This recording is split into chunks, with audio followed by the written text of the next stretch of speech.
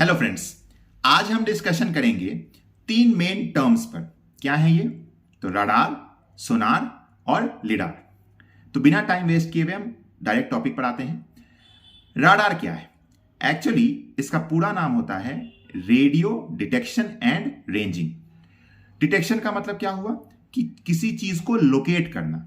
किसके through locate कर रहे हैं? रेडियो वेव्स के द्वारा लोकेट किया जा रहा है। और रेंजिंग का क्या मतलब हुआ कि कितने रेंज पर है। ठीक है, वैसे ही सेकेंड टर्म क्या है आपका? सोनार, यानी sound navigation and ranging. Sound waves के थ्रू हम नेविगेट कर रहे हैं और उसको रेंज कर रहे हैं। ठीक है, लास्ट क्या है आपका? लिडार, यानी लाइट डिटेक्शन एंड रेंजिंग। यहां पे कई जगह आपने ये भी देखा होगा, light imaging detection and ranging, दोनों ही टर्म यूज होते हैं।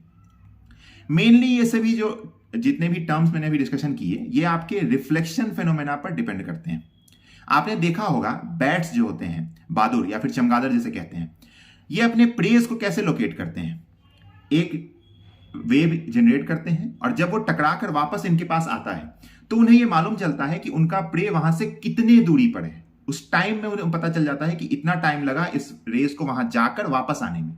तो इससे अनुमान लगाते हैं कि कितनी दूरी पर उनका प्रे उपस्थित है। सेम टेक्नोलॉजी हम लोग यूज करते हैं इस तीनों में, रडार, सोनार और लिडार में।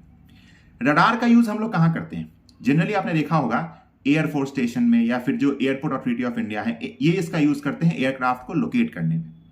ठीक है, सोनार का यूज कहां होता है? इंडियन नेवी या फिर वाटर के अंदर जो भी हम यूज करते हैं, इसको हम लोग कहते हैं सोनार। यहां पे हम साउंड वेव्स को यूज करते हैं ऑब्जेक्ट्स को डिटेक्ट करने के लिए, उसको नेविगेट करने के लिए।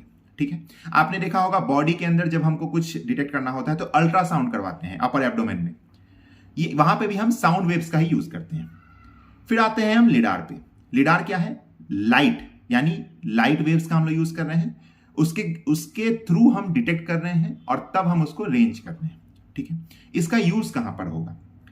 जब मैंने आपको स्पेस टेक्नोलॉजी पढ़ा रहा था तो मैंने आपको कहा था कि जो अर्थ का जो ऑब्जर्वेशन सैटेलाइट्स हैं वो उसके ऊपर घूम घूमकर अर्थ को ऑब्जर्व करती हैं। तो लाइट डिटेक्शन एंड रेंजिंग का यूज हम अर्थ सरफेस के डिटेक्शन में करते हैं, जैसे फॉरेस्ट कवर हो गया या फिर कहीं पर आपको किसी एरिया का मॉनिटरिंग करना है, तो उसके लिए हम लोग लिडार का यूज करते हैं।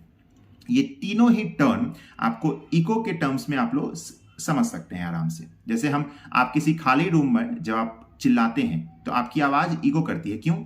आपकी जो साउंड वेव्स है वो दीवारों से टकरा टकरा कर आपके पास फिर से आती है, बार बार आती है। यही केस हम लोग यहाँ पे ट्रांसमिटिंग और रिसीविंग, यानी हम एक बार रेस को ट्रांसमिट कर रहे हैं, जब सामने वाले ऑब्जेक्ट से टकरा कर वो वापस आ रहा है तो हम उसे रिसीव कर रहे हैं। जो टाइम गैप लग रहा है इसमें, क्योंकि हमें मालूम है साउंड वेव्स का स्पीड क्या होता है, लाइट वेव्स का स्पीड क्या होता है, तो जितना टाइम मुझे लग रहा है किसी ऑब्जेक्ट के पास जाकर वापस आने में, तो जाहिर सी बात है एक बार एक्स डिस्टेंस चला और लौटने में भी उतना ही एक्स डिस्टेंस लगा, तो इस टाइम में मुझे 2x डिस्टेंस मैंने कवर किया है, तो मुझे पता चल जाएगा कि कितना दूरी पर वो ऑब्जेक्ट लोकेटेड है। यही टर्म आपको इसमें समझने में, इस तीनों टर्म को, रडार, सोनार और लिडार, इस तीनों को समझने में ये काफी हेल्पफुल होगा। काफी यूज टर्म्स है, हर जगह यूज होता है, इसका इंफॉर्मेशन आपको होना चाहिए था, इसलिए मैंने सोचा इस पर एक वीडियो बनना जरूरी है। ऐसे ही इंफॉर्मेटिव वीडियोस के लिए आप हमारे यूट्यूब चैनल को सब्सक्राइब कर सकते हैं, civil academy IAS PCS। Thank you so much.